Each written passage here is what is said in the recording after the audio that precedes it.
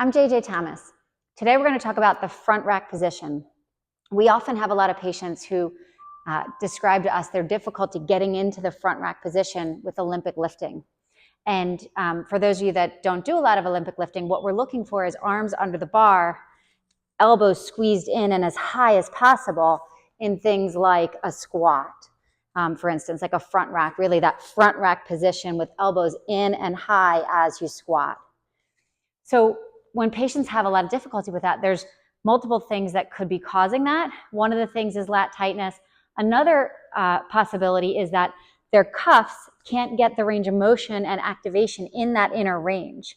So to squeeze elbows in and up, you have to have good cuff control and mobility in this horizontal adducted and externally rotated position. So an exercise we like to prescribe for exactly that is what we call bent arm bear. So we're going to talk through it.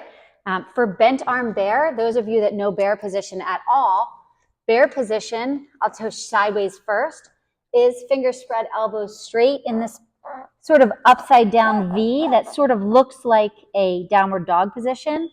When we describe this in GMB fitness, it's bear is because we're pushing the floor away versus driving our chest towards our thighs.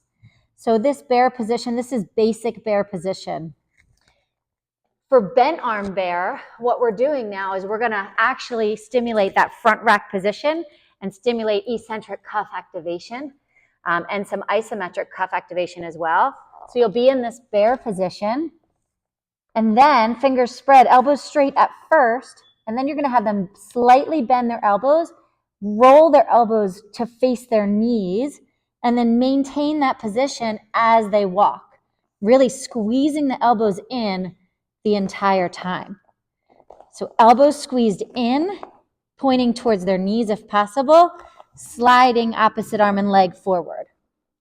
I'll show you a side view. So start with that basic bear position.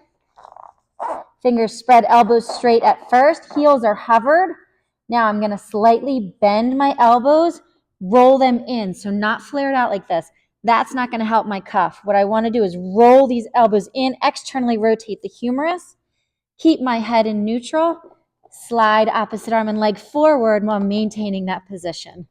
So it's an excellent cuff stabilizer that we can also do in conjunction with activation of the scapulothoracic and abdominal musculature to really help integrate that front rack position. Give it a try. Let us know what you think.